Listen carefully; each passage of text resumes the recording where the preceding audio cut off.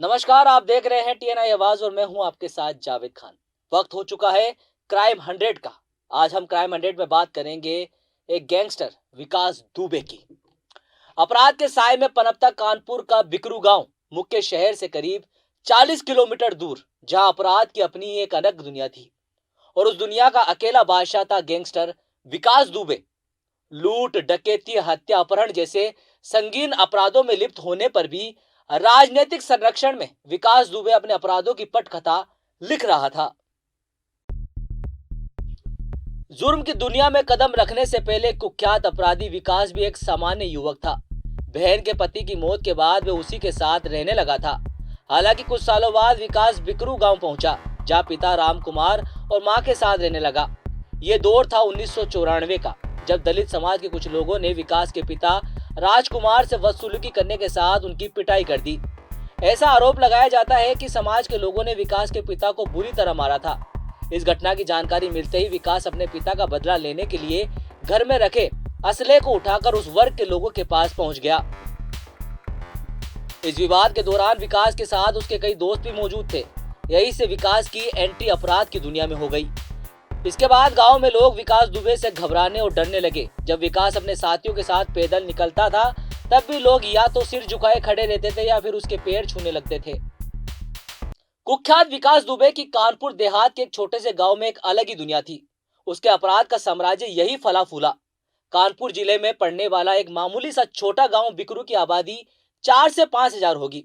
इस गांव में बने विकास दुबे के आलीशान घर के बाहर मैदान में एक अदालत लगती थी, जिसमें जज कुख्यात अपराधी विकास दुबे बनता था। जहां एक कुर्सी में कुख्यात अपराधी बैठता था, तो वही बगल में 2 बंदूकधारी और लठ लेकर 1 दर्जन लोग खड़े रहते थे। लोगों के बीच विकास दुबे को लेकर इतनी दहशत थी कि वो कुछ भी बोलने से घबराते थे। वजह थी पुलिस और सत्ता तक उसकी पहुंच, पावर का पागलपन। एक खुलासे के मुताबिक विकास दुबे 2 जुलाई गुरुवार की रात 8 पुलिस वालों की मौत के बाद उनके शव को गांव में ही चौराहे पर जलाना चाहता था। इन सब में विकास दुबे की मदद कर रहे थे डरे हुए गांव के लोग, क्योंकि विकास के खिलाफ बोलने की किसी गांव वाले की हिम्मत नहीं थी। कानपुर के चौबेपुर थाना क्षेत्र में 3 जुलाई की रात जो कुछ हुआ, उसने पुलिस महकमे की चूल्हे हिलाकर रख दी।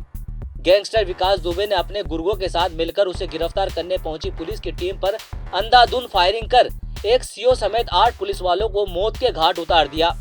बताया गया कि विकास का नाम यूपी के टॉप 25 अपराधियों की सूची में भी नहीं था, लेकिन कानपुर शूटआउट के बाद वे उत्तर प्रदेश का मोस्ट वांटेड अपराधी बन गया। गुरुवार को उज्जैन में विकास पकड़ा गया, लेकिन 24 घंटे के भीतर ही कानपुर के पास एनकाउंटर में मारा गया। विकास दुबे को यूपी एसटीएफ और यूपी पुलिस की टीम उज्जैन से कार के जरिए ला रही थी। इस दौरान काफिले में कई गाड़ियां थी। इनमें से एक गाड़ी में विकास दुबे सवार था। वही गाड़ी पलट गई। गाड़ी पलटने के बाद विकास दुबे ने पुलिस वालों का हथियार छीना और भागने की कोशिश की। जब पुलिस की ओर से उसे घेरा गया, तो उसने पुलिस पर फायरिंग की कोशिश की। इसके बाद मौजूद जवानों ने आत्मरक्षा के दौरान गोली चलाई और विकास दुबे मारा गया। तो फिलहाल क्राइम 100 में सिर्फ इतना ही। अगले हफ्ते हम फिर हाजिर होंगे एक और अपराधी की कहानी लेकर। तब तक के लिए मुझे दीजिए इजाजत और देखते रहिए टीएनआई आवाज। नमस्कार।